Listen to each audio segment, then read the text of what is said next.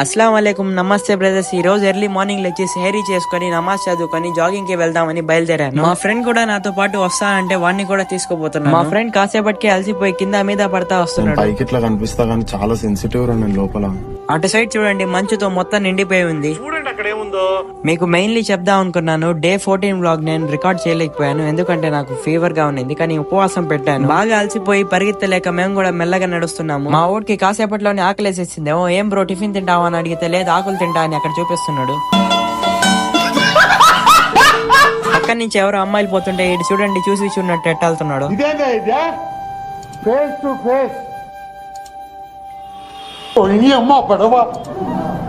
ఏం బ్రో కాళ్ళు పట్టేసాయని అడిగితే లేదు నాకేం పట్టలేదు అన్నాడు. ఇంకా ఇంటికి వచ్చేసి నేను కూడా అలసిపోయి పడుకున్నాను. ఇంకా జోహర్ నమాజ్ టైం కి లేసి నమాజ్ చదువుకున్నాను. రంజాన్ మంత్ డే 15 వీడియోలో ఈ రోజు కంటెంట్ ఏం లేదు బ్రో, అదే డైలీ రొటీన్. ఇంకా మరిన్ని వీడియోస్ కోసం, మరిన్ని కంటెంట్స్ కోసం మన వీడియోని లైక్ చేయండి బ్రదర్స్.